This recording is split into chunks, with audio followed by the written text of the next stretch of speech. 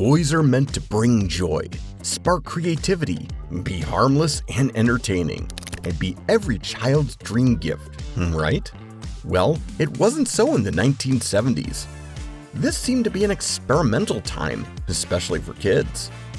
It's milking time now. Her pretend milk is a feeling the pail. She drinks water and gives pretend milk. Milky the marvelous Milky. Imagine toys with dangerous designs and creepy concepts, offensive and unsafe. These toys horrified parents just as much as they delighted kids. In today's video, we are counting down the 15 most disturbing toys from the 1970s that parents hated. Grab your popcorn, because some of these toy stories and details will leave you shaking your head and wondering who created this. Mattel's Slime. First on our list, we have the Mattel Slime. But it isn't slime meant to make everywhere messy? Guess Mattel was just looking for easy ways to make parents freak out. Sold in small plastic containers, the neon green substance promised hours of fun as children stretched, squished, and even splatted it onto various surfaces and on their bodies, leaving them all gross and messy. But behind the fun part of slime were harmful substances used in its production. Slimes were made with guar gum and sometimes polyvinyl alcohol, which were not inherently harmful unless ingested. However, additives and impurities occasionally raised health concerns, particularly if a curious child decided to taste it. Another bad side to it would be skin irritations and its ability also to get tangled in hair and carpets, creating lasting household chaos. Removing it could mean cutting chunks out of hair or ripping apart upholstery that parents often dread. A Ouija board game. A game that helps you communicate with spirits and the dead? What a mixture of fun and fear at the same time. If you're wondering what this game looks like, let's take you through it. The game consists of a flat board with the alphabet, the numbers 0 through 9, and various phrases like yes, no, and goodbye. Players use a planchette, which is a small heart-shaped pointer, to ask the board questions, with the idea that the planchette will move to spell out the answers. While some saw it as innocent fun, others became alarmed at its association with supernatural forces beyond the physical. This was concerning, and the controversy surrounding the Ouija board escalated during the 1970s, when parents raised concerns about its potential to encourage children to get into spiritualism. Religious organizations warned against its use, arguing that it could lead to demonic possession or disturb the peace of households. Even though the toy looked harmful, its connection to mystical practices triggered fear, concerns, and debate about the limits of what toys should be associated with. Despite the warnings, debates, and concerns, the game has remained on store shelves for years, generating intrigue and fear alike, especially among teenagers eager to explore the occult. Chemistry sets. Looks like the 1970s was known for snatching away childhood from kids. Why do kids need a chemistry set? What now makes it worse is these sets included harmful chemicals like uranium dust and sodium cyanide. All these kids already had access to substances that could raise an eyebrow in these modern times. At first glance, they seemed like an educational and fun way to engage kids in science and encourage curiosity about the world around them. But in reality, no. If improperly handled or mixed, these chemicals in the set could result in dangerous reactions, fires, or toxic fumes.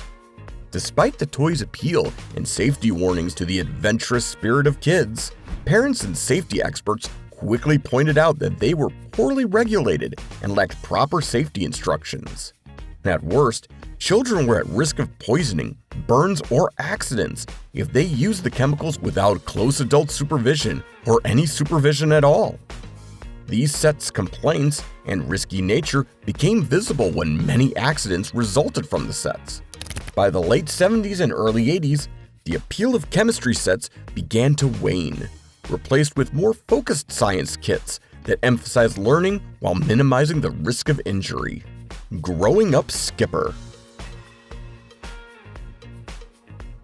From the name Growing Up Skipper, one would think this toy helps kids grow and develop, but that's far from the truth. In fact, the doll was designed to grow up, a genius idea meant to show the physical changes a young girl might experience during adolescence. By twisting Skipper's arm, she would grow taller, and controversially, her chest would enlarge to mimic puberty. While some appreciated the innovation, many parents criticized it for exposing their children to too much information. While Mattel may have thought this feature would be a progressive way to educate kids about growing up, critics claimed it overly sexualized a toy that was supposed to represent innocence. Due to the backlash, it was officially discontinued. Pregnant Barbie. We all know that Barbie constantly evolved to fit different themes, but a pregnant Barbie? What exactly do kids want to learn from this? Released in the 1970s under the name Midge Hadley, Barbie's friend, this version featured a detachable magnet stomach containing a baby. The concept was to introduce kids to the idea of motherhood and family life. Initially, it went well, but the idea of the kids attaching and detaching the pregnancy added weird vibes and made whatever it was teaching a bit unsettling. While some applauded its progressive take on normalizing pregnancy, many parents found it unsettling. Parents had to raise the alarm that this toy promoted teenage childhood, and in no time, it was kicked off the shelves. Little Miss Noname. Have you seen the look on the face of this doll? How do you create something for kids and it doesn't even look physically appealing? The first things kids want to do is run when they see this gruesome-looking toy. The Little Miss Noname doll wasn't a huge seller for Hasbro, and it was said that it had taken a special kind of little girl, one with real love in her heart, to feel pity for this doll and want to take it home. I wonder the idea and concept behind this. Aren't dolls supposed to exude some type of loving atmosphere? This doll was the exact opposite. It was designed to represent poverty. Unlike the glamorous or cheerful dolls of its time, Little Miss Noname wore a tattered dress, had large teary eyes, and even came with an outstretched hand as if begging for alms. The intent was to teach empathy, but for many, the design backfired. Parents found her depressing, and the children were often more frightened than compassionate towards her. Baby Alive. A doll capable of doing almost everything a baby does. Interesting. By the time Baby Alive came to life on shelves, there were a lot of other realistic dolls, but this doll stepped up the game in different aspects. The concept was to teach kids the responsibilities of caring for a baby, but it was too real. Baby Alive allowed kids to feed her special packets of food and water, which she would digest before the contents emerged in her diapers. But this realism came at a price. The food had an unappealing texture. Cleaning the doll was messy, and many complained of Baby Alive's slightly unsettling mechanic chewing sounds. Over time, if not properly maintained, the feeding mechanism would jam or even grow mold inside. These became too much for parents to handle. Milky the Marvelous Milking Cow. This was made to teach kids how milk is produced, but some parents found it concerning. Does a child need that information? This toy farm animal was released by Kenner in 1977. This cow could be milked by pumping its tail and providing it with water, which would flow into its udder and be dispensed as pretend milk. It was an innovative way to teach kids about farming, but it wasn't without its quirks. For parents who hated the demand that comes with cleanup, this was a no-no for them. Milky's mechanical movements were jerky and often leaked water, creating unwanted messes during playtime. Adding to the creep factor, Milky's deadpan, unchanging expression struck some weirdly. Shrunken Head Apple Sculpture Kit. You thought we were done with these creepy kids' toys? No, we are not. On the number 6 spot, we have this eerie-looking toy.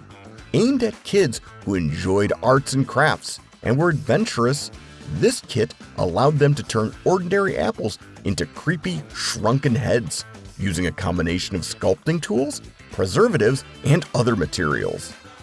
The idea was to carve the apples, shrink them down, and give them exaggerated spooky features like carved eyes and scary faces to create miniature figures. Sounds cool, right? But far from that. This toy was far from being safe. Kids used sharp carving tools, which posed a risk of injury, especially for younger children.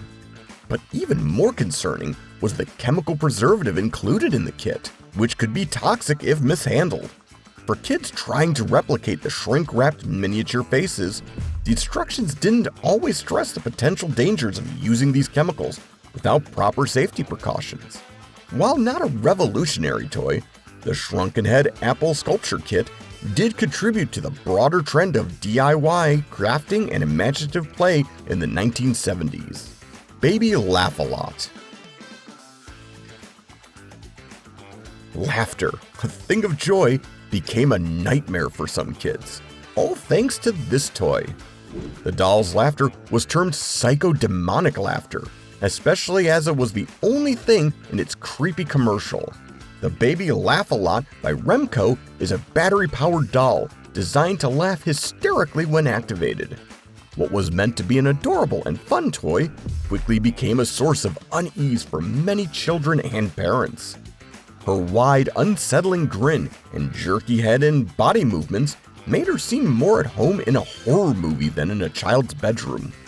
Soon, parents began complaining that the laughter was disturbingly loud. Over time, it could become distorted or glitchy as the doll aged or the batteries ran low. This caused Baby Laugh-A-Lot to sound even more evil. Her once joyful laugh turned into something evil.